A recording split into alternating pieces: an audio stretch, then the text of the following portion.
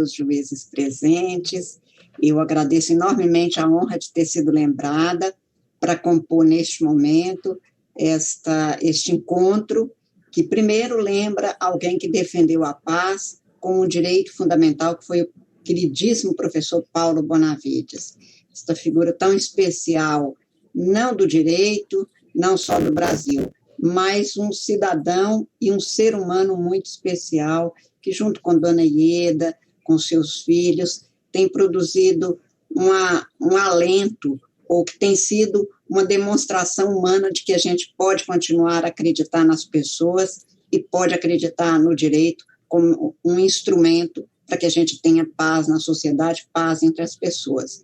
Então, sou especialmente grata, doutora Nayara, por ter sido lembrada num evento em que o professor Paulo Bonavides é lembrado, porque é realmente para nós do direito, acho que para todos os cidadãos brasileiros, mas para nós especialmente, um exemplo, um modelo a ser seguido e que não passa de jeito nenhum. A circunstância de não estar agora fisicamente entre nós não altera em nada este exemplo de cidadão, principalmente de ser humano, que é o professor Paulo Bonavides.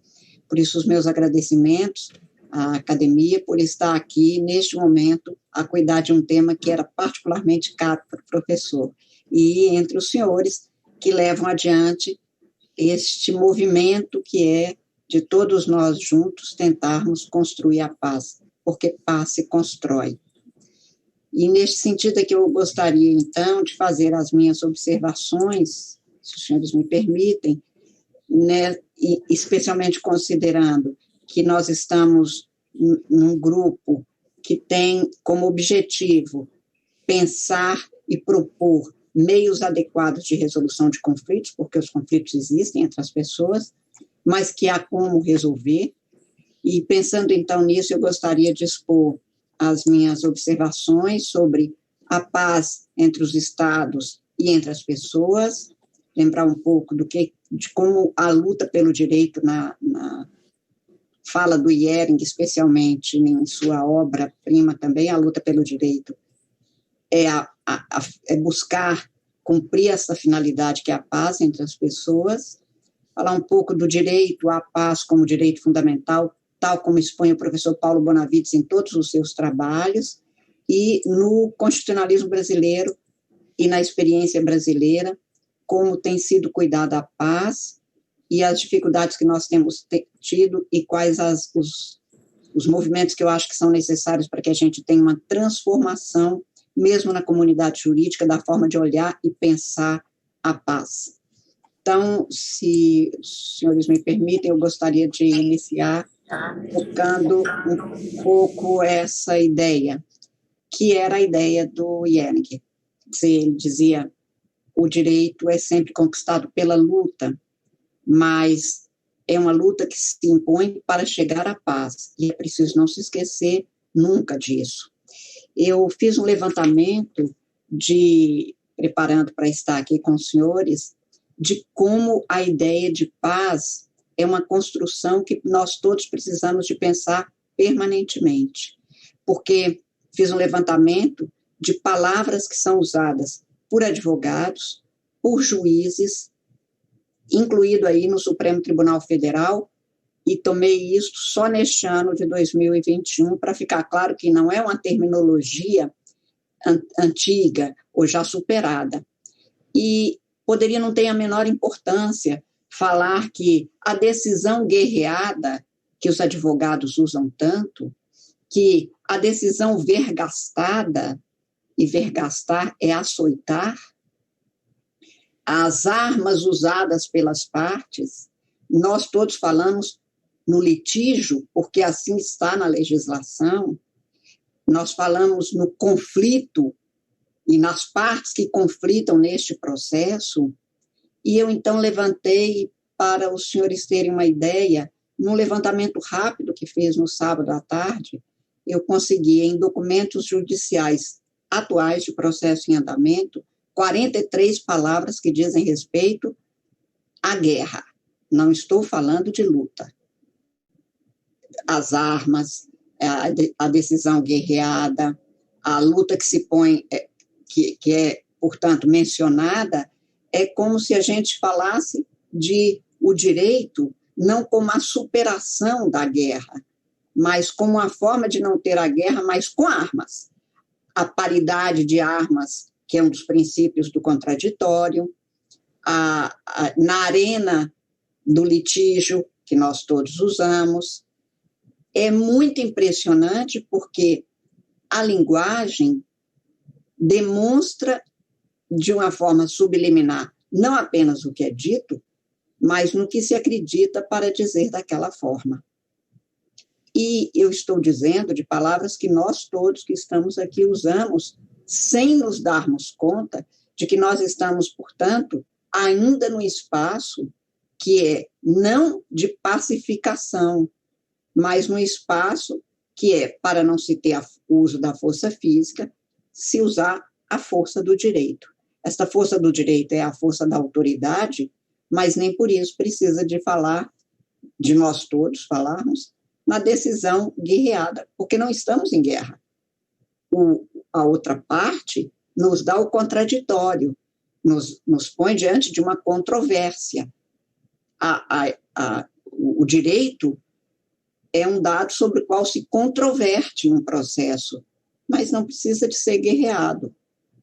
E, no entanto, continua em 2021 a ser amplamente usada essa terminologia. Isto para dizer que talvez a gente ainda não tenha se dado conta, na extensão devida, de como a gestão dos conflitos leva a uma solução que é perfeitamente adequada a uma sociedade que tenha, na democracia, um espaço no qual as pessoas vivem em paz. Não significa que não haja conflito, não significa que não se vai ter nunca diferença. Significa apenas que nós somos capazes de viver com o outro, conviver, sem guerrear. Essa é a ideia do direito, e é essa a ideia que eu acho que é transformadora num momento como este.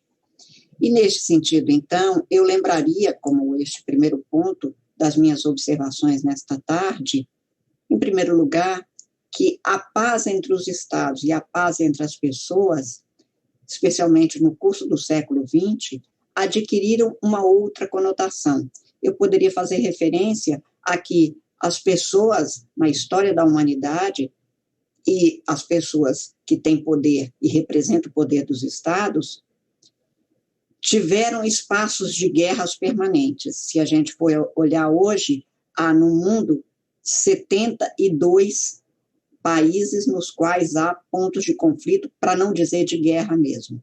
É um número absurdo se a gente considerar que nós temos um pouco menos de 200 estados nacionais. Se nós temos 72 pontos de conflitos ou de guerras, para usar a expressão do direito internacional, significa que a busca pela paz continua sendo algo com o qual nós temos de lidar permanentemente se queremos efetivar este direito como direito da humanidade. Exatamente na linha do que o professor Paulo Bonavides afirmava, que o direito à paz é um direito fundamental de todo mundo. Não é apenas o direito ao sossego, à sua paz individual, é a paz como o direito de viver num mundo no qual a guerra não seja uma constante, não seja um dado da realidade, mas seja uma exceção numa realidade no qual as pessoas conseguiram formular um direito, viver segundo o direito, para ter paz nas suas relações. E, neste sentido, eu lembraria que toda a formação do Estado moderno e no Estado moderno que nós tivemos no século XX foi um período muito grave de guerras entre as pessoas e entre os Estados. Eu digo entre as pessoas porque nós poderíamos pensar que a Primeira Guerra, chamada de Guerra Mundial, ou a Segunda Guerra, representaram lutas entre Estados soberanos na busca de fazer prevalecer não apenas o poder de um de impor a sua ideologia e a sua força, mas de também estabelecer as regras jurídicas que prevaleceriam em determinado território. O final das guerras, que acontecem com os acordos, em geral, cedem espaços nos quais, em outro Estado, prevalece o direito, e a ideia de direito que prevaleceu no Estado vencedor. Depois da Segunda Guerra Mundial, em 1963, 11 de abril de 1963, 2 anos depois da construção do Muro de Berlim, e 2 meses antes, aliás, da sua morte, João XXIII lançou a sua encíclica Pacem in Terris, Paz na Terra. E este foi um documento que marcou a humanidade, porque depois da Segunda Guerra Mundial, depois da Primeira Guerra Mundial, não se imaginava que se ia ter outro conflito de dimensões mais assustadora e com maiores gravames à dignidade humana, como se teve na Segunda Guerra Mundial. E quando eu falo, portanto, e lembro que a guerra não se dava apenas entre estados, longe dos espaços nos quais viviam todas as pessoas, é preciso se lembrar que, quando se instala um estado de guerra entre estados, as pessoas que vivem naqueles estados em guerra também entram em conflitos sangrentos, conflitos que levam à morte. Basta a gente ver o que aconteceu, por exemplo, na Europa, e apenas para ficar num exemplo, da Europa, quando a Alemanha chega à França, por exemplo. E aí nós vamos ver que as pessoas começam, por todos os motivos que podem ser hoje escancarados, mas nem por isso explicados na sua humanidade, na busca da paz entre as pessoas, explicado o que gerou o comportamento das pessoas naquele estado de guerra. Mesmo na Alemanha nazista, nós vamos ter uns contra os outros, uns denunciando os outros para a sobrevivência, mas também como confirmação de um poder que se impunha ao outro. A França, do Marechal Pétain, por exemplo, demonstra como as pessoas ficam umas contra as outras, e como este estado de guerra entre as pessoas, no espaço mesmo de uma determinada sociedade, atila a guerra cada vez mais, faz com que essas forças que estão em guerra, não apenas fora do Estado, nos lugares de conflitos armados, mas que também no plano interno se sobrepõem às relações entre as pessoas, se impõem de uma forma extremamente violenta entre as pessoas.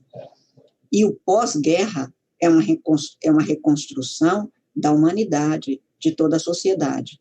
Por isso, quando na década de 60, depois das constituições, no final da década de 40 e da década de 50, se chega à década de 60, com a construção do Muro de Berlim, que separa, que, de novo, põe em dilema famílias, pessoas cortadas ao meio, partidas nas suas ideias, na sua convivência, eu diria, violentadas nos seus afetos, essas pessoas realmente passam a ter um modelo de Estado no qual a guerra tinha acabado, a guerra mundial tinha acabado, mas a paz não tinha chegado entre elas.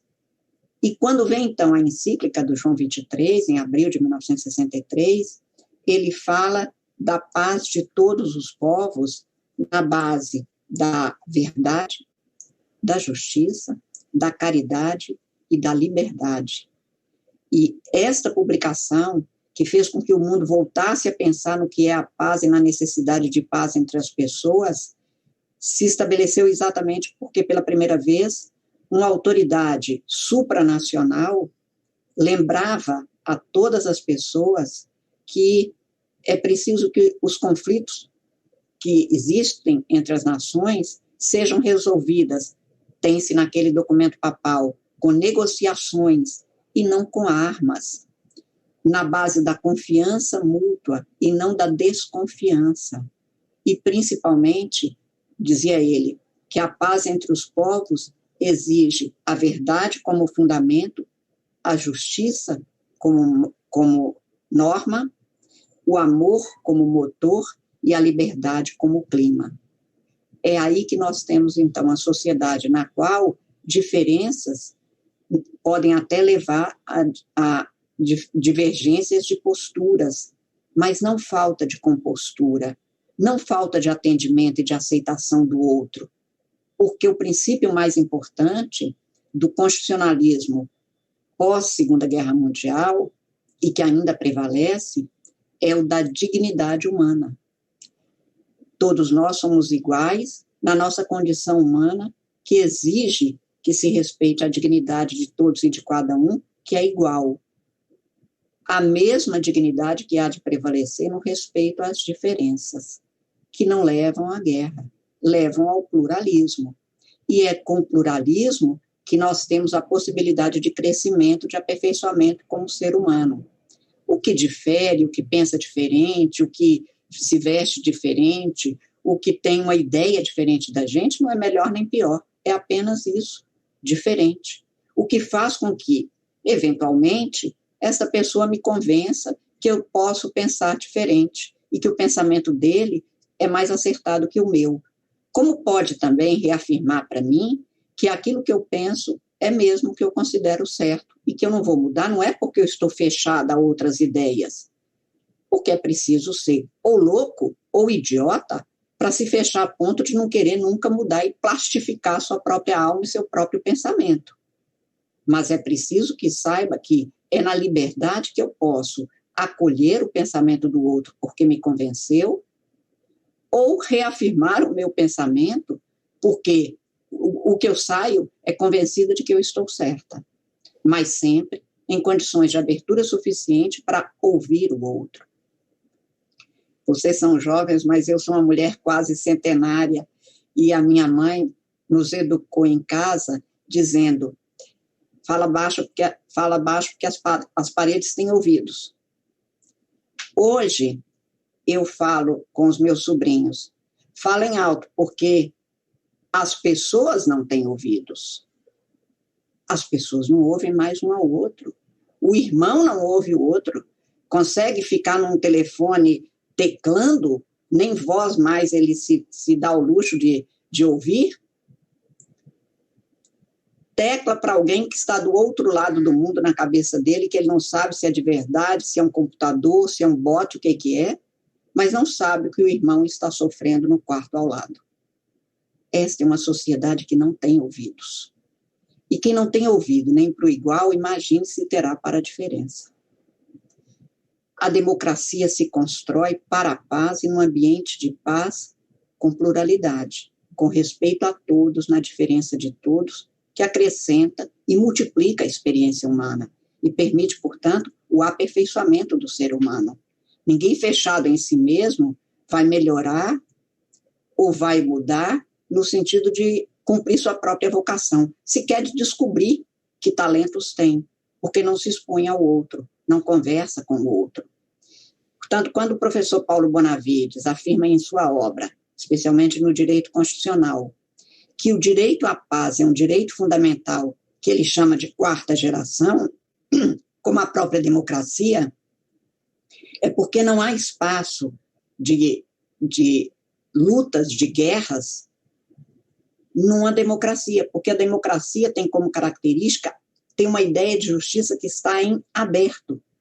Se a gente pegar o artigo 1º só da Constituição Brasileira, a República Federativa do Brasil, formada pela União Dissolúvel de Estados, Distrito Federal e Municípios, constitui-se em Estado democrático de direito.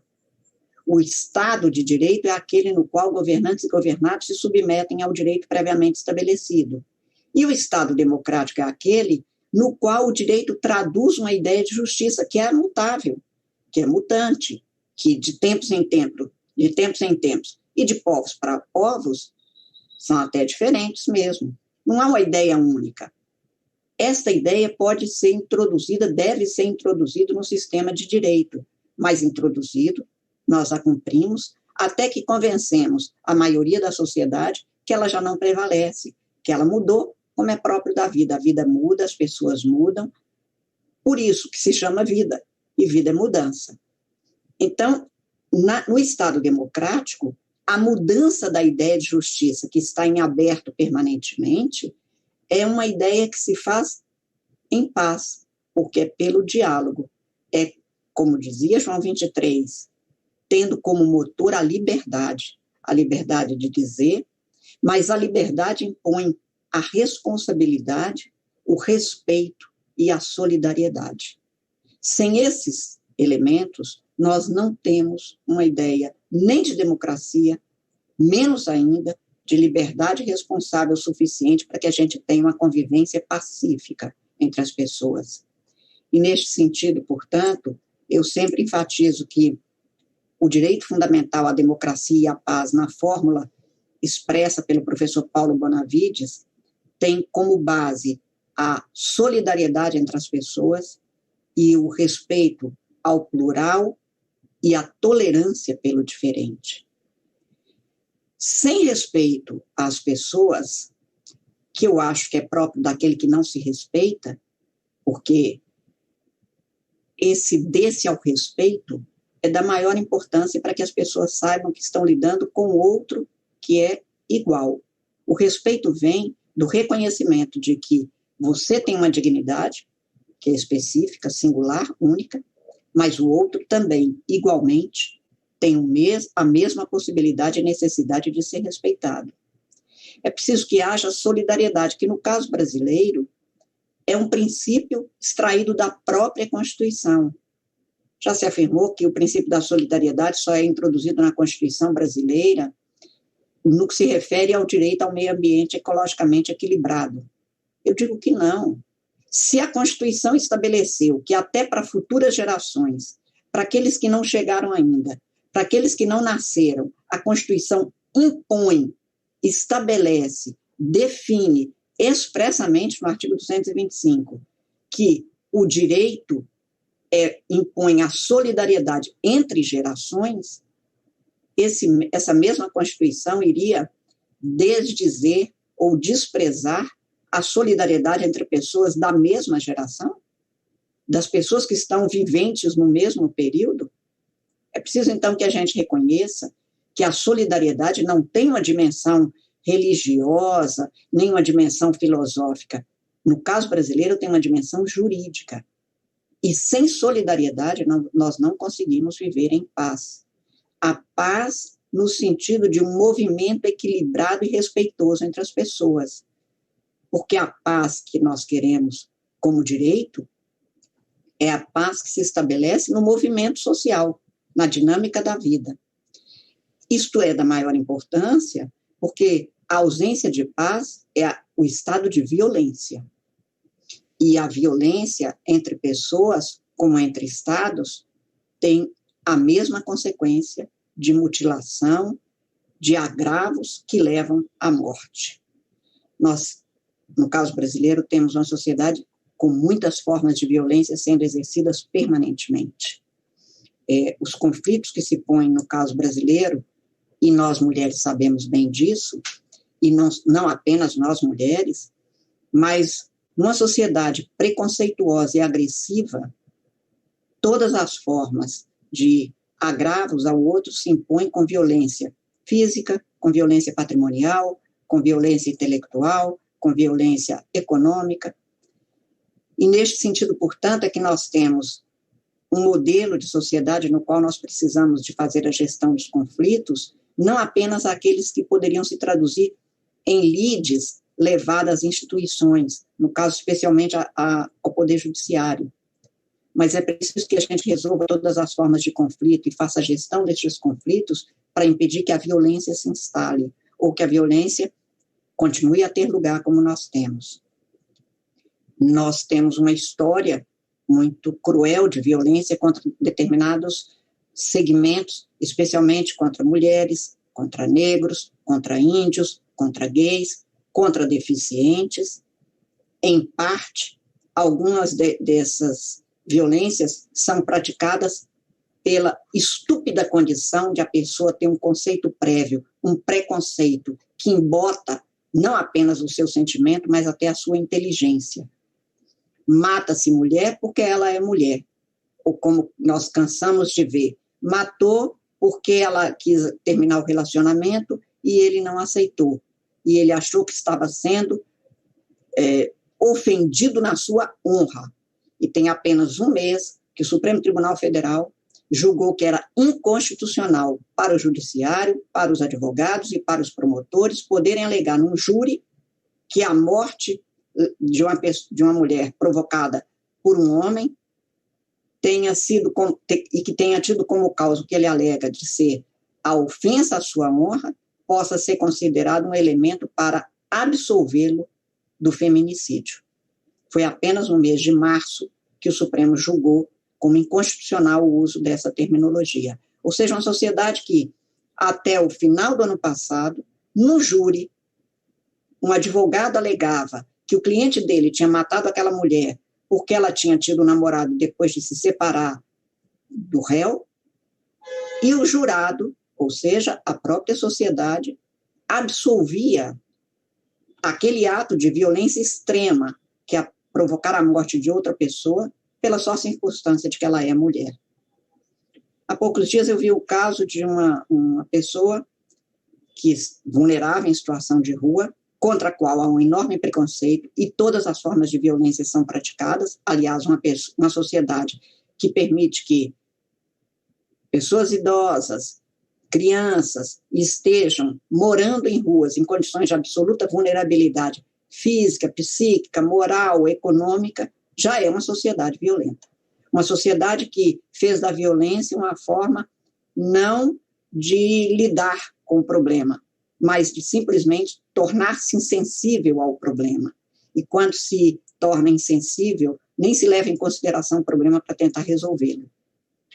Eu, então, deparei com uma situação em que um casal vivendo na rua disse que teria entrado e está nos autos, teria entrado num grande supermercado porque ele tinha se cortado no pé e ele entrou, então, sem condições e pegou um chinelo. E pôs o chinelo na mesma hora, mas na saída nem ficou com esse chinelo, porque, claro, segurança do supermercado impôs a restituição. Essa pessoa estava presa desde o mês de setembro do ano passado, quando chegou para mim, por uma ordem judicial. Isto não é solução de conflito numa sociedade. Isto não é a solução do caso para a sociedade, para aquele grupo, para aquela comunidade.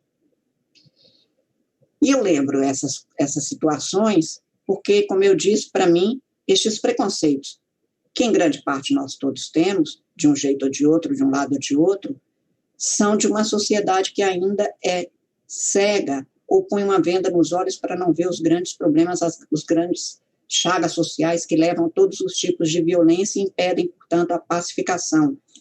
Não apenas a pacificação de conflitos, mas a paz entre as pessoas numa determinada sociedade. E, neste sentido, então, é preciso que a gente tome a paz como um direito fundamental com a qual cada um de nós se compromete. E, neste sentido, então, eu faço as observações no último item dessa minha fala, que se refere exatamente a como superar e como chegar a esta gestão de conflitos no espaço da comunidade jurídica, que são os casos que nos são trazidos verdadeiramente.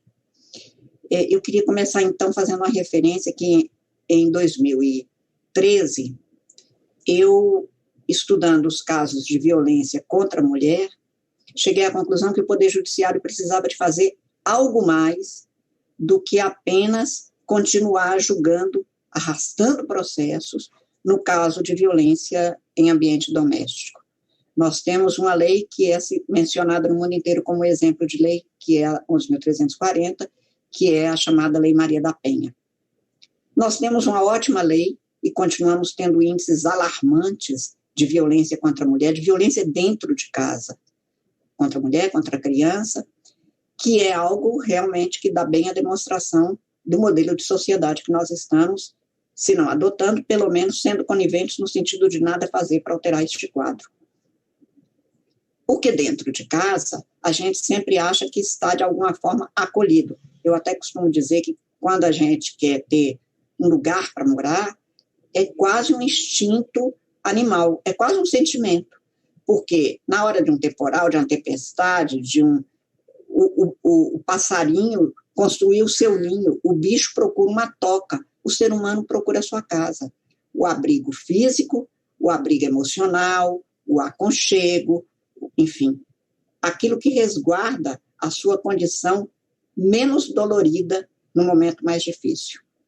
Porque a casa, no momento que está tudo bem, para algumas pessoas, para muitas pessoas, no modelo de sociedade que nós temos no Ocidente, é quase um ritual de passagem.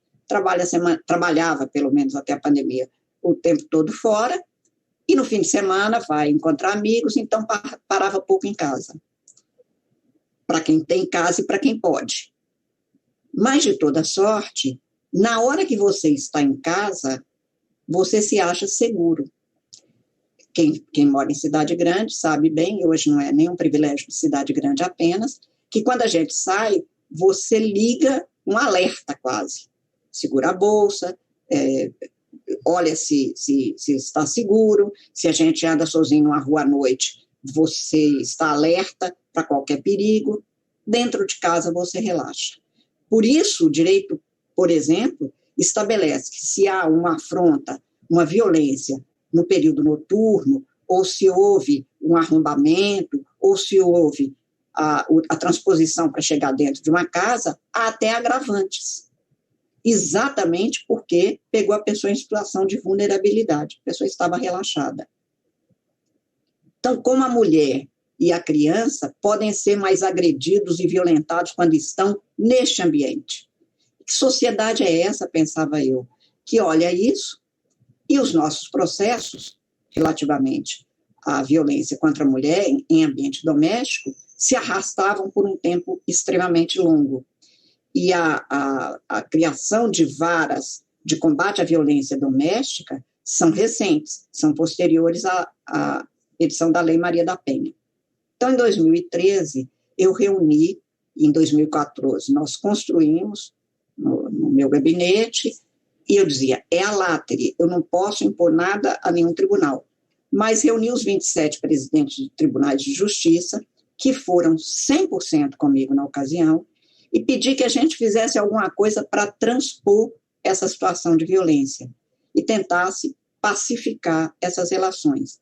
Eu explicava aos então 27 presidentes de tribunais de justiça o seguinte: cuidar destes processos e dar rapidez a estes processos é da maior importância até para a confiança que a sociedade vem a ter no direito, na solução do conflito.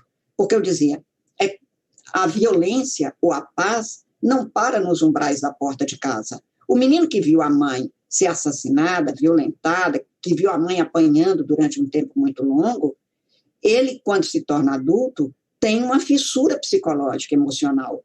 Ou ele fica frágil diante de tanta violência que ele viu, ou ele repete aquele figurino de violência. Então, nós estamos fomentando a sociedade doente, uma sociedade muito frágil. E pedi a eles, então, e nós bolamos uma campanha que hoje, desde 2017, eu institucionalizei no Conselho Nacional de Justiça, mas em 2015, 2016 e até 2017, foi feita por todos os juízes. Sou grata pessoalmente a todos os juízes, que combinaram comigo de fazer 3 vezes no ano semanas do que nós chamamos de campanha da Justiça pela Paz em Casa. Esta campanha, naquela semana, nós fazemos mutirões, os juízes todos atuam para dar celeridade e julgamento aos casos de violência contra a mulher e contra a criança. Não apenas os juízes, porque são poucas as comarcas nas quais se tem varas de combate à violência doméstica, mas foram criadas coordenadorias nos 27 tribunais de justiça, e no Brasil inteiro, no mês de março, que tem o Dia Internacional da Mulher, no mês de agosto, que se tem a comemoração da Lei Maria da Penha, e no mês de novembro, que se tem o Dia Internacional de Combate a todas as formas de discriminação, o Brasil tem uma semana em que todos os juízes se unem para julgar estes casos.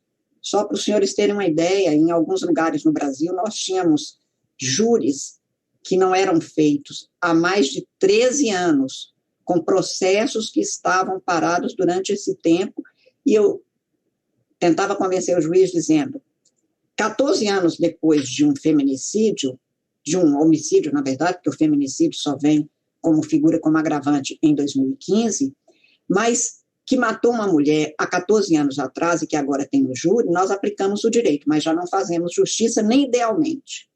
Porque quem é do interior bem sabe, aquele homem que matou aquela mulher, às vezes foi um caso na vida dele, um caso gravíssimo, mas ele já tocou a vida, ele já se casou de novo, já tem outra família.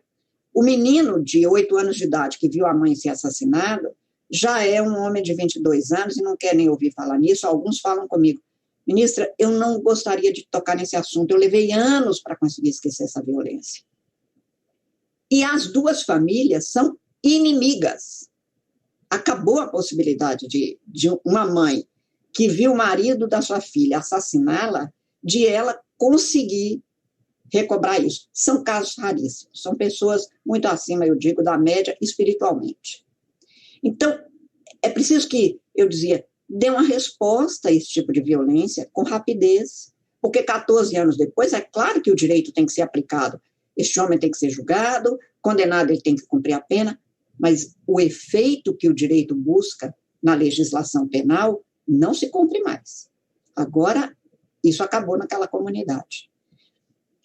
Portanto, nós tivemos a campanha da Justiça pela Paz em Casa, e pasme, doutora Nayara, eu fui questionada por grupos de mulheres que diziam que não queriam que a minha campanha desse certo, porque não queria a palavra paz.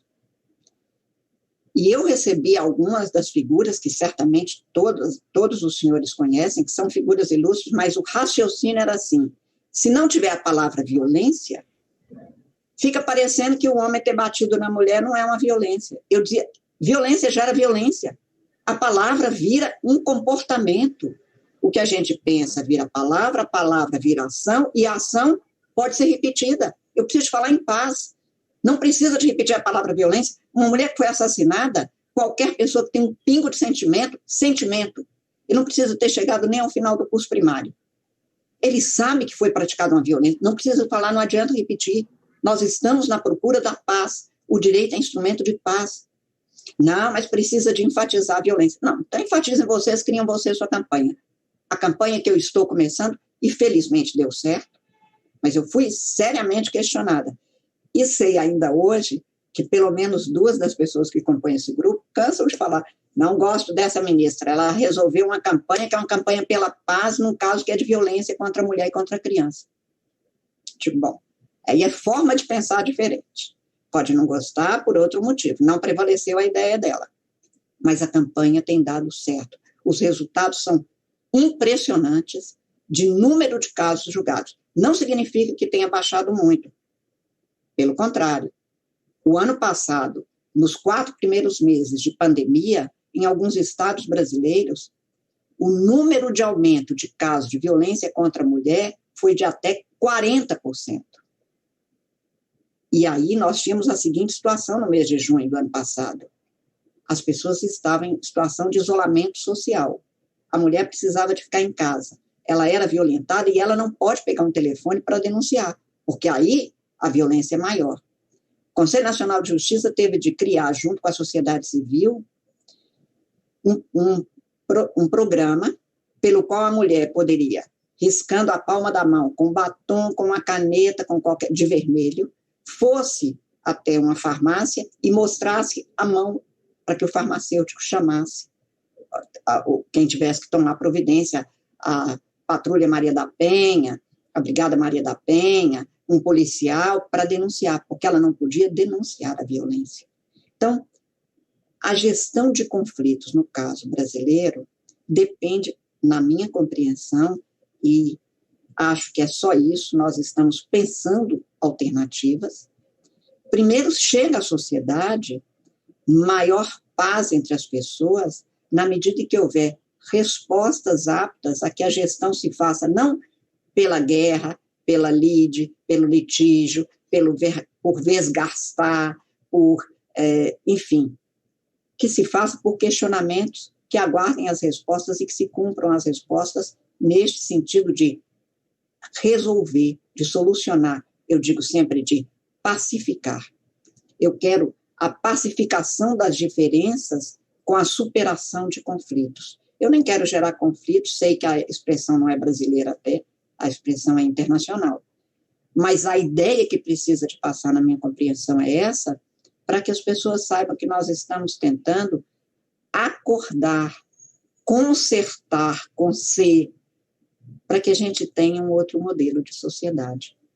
Neste sentido, eu tenho dito que é preciso que a gente comece nas faculdades de direito.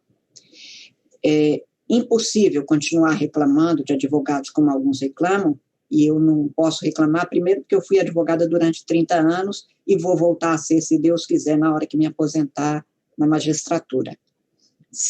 E eu sei que quando a gente advoga, sei porque fiz muito tempo, que a gente tem que dar uma resposta ao cliente daquilo que é o que ele acha que seja o seu direito.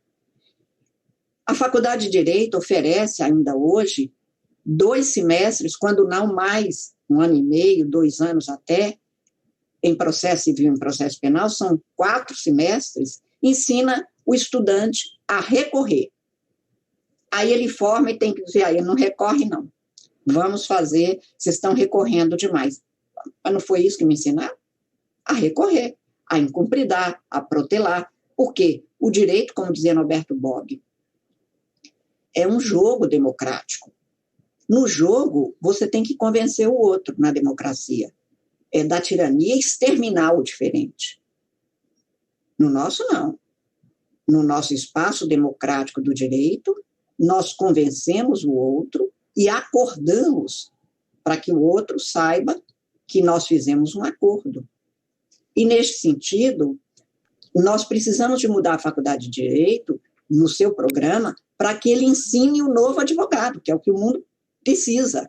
Até porque é impossível chegar onde nós já chegamos no Brasil, a ter 80 milhões de processos em andamento. Se todo processo tem 2 partes, então eu tenho 160 milhões de pessoas em juízo no Brasil. É impossível achar que vai ter duração razoável de processo, que é um direito fundamental das pessoas. É impossível achar que chegou-se a protelar durante 15 anos, 14 anos, um processo, e que isto é uma extravagância do judiciário. Quando a gente chega ao judiciário, a gente descobre isso. Tudo que eu quero é não ter que resolver mais este caso. Eu quero que a solução se faça e que este processo acabe, que as partes vivam em paz. Ponto. Ninguém quer um processo que tenha, e ainda sábado eu via isso, só no Supremo 8 recursos. Este processo não acaba. E essas partes não têm paz de jeito nenhum, porque ela ainda aguarda que vá ter alguma mudança. É uma ideia de um direito que nós precisamos superar. Não é aumentando o número de órgãos do Poder Judiciário. Pode até ser necessário aumentar o número de órgãos do Poder Judiciário numa sociedade que tem tantas demandas, mas não para ficar solucionando recursos que são interpostos e protelados e adiados e repetidos para sempre. É preciso que a gente repense o ensino e a aprendizagem do direito no sentido de mediar conflitos. Nós somos, no Brasil, uma única sociedade nacional, mas com muitas humanidades. Há quem possa ir... Sim? Posso continuar, doutora Nayara? Desculpa, doutora, acho que não, sem problema. Desculpa, acho que foi o microfone do doutor Rodolfo, desculpa. Enfim, somos uma sociedade na qual, com tantas diferenças, evidentemente, nós vamos ter diferenças, nós vamos ter divergências, mas nós não precisamos de ter a enormidade de conflitos que ainda hoje perpassam as nossas relações. Por isso, eu acho que o Brasil tem na sua Constituição, no artigo 4º, a solução pacífica dos conflitos, que a gente tende a adotar para o direito interno, como modelo, um vetor a ser seguido pelo Poder Judiciário, mas não apenas pelo Poder Judiciário na sua transformação, também pela comunidade jurídica, quer dizer, pelos professores nas faculdades, pelos advogados, que hoje cada vez mais se recriam, reinventam para chegar a isso, para que a sociedade acredite, porque vários advogados ainda me dizem que quando eles propõem um acordo, o cliente muitas vezes acha que é porque ele não tem certeza do direito, que ele prefere... E não é isso. Eu sou de uma geração que ainda tinha advogados dizendo que era melhor um mau acordo que uma boa demanda. A Constituição veio trazer que o cidadão brasileiro melhorou muito, se aperfeiçoou, se fortaleceu. Ele quer um bom acordo ou uma boa demanda. É preciso que a gente caminhe agora para inverter a equação até a década de 70 e dizer que ele quer um bom acordo porque ele não quer uma má demanda. Neste sentido é que eu acho que o direito constitucional se estabeleceu no Brasil na busca exatamente de dizer o direito, de prestar a jurisdição pela solução e gestão de conflitos na tentativa de solucionar e pacificar, e não apenas de superar a guerra. Mais uma vez, eu agradeço enormemente essa possibilidade que me foi dada e a honra de ter tido meu nome lembrado pelos senhores para estar aqui hoje. Agradeço enormemente essa possibilidade de uns minutos de reflexão com os senhores. Muito obrigada mais uma vez.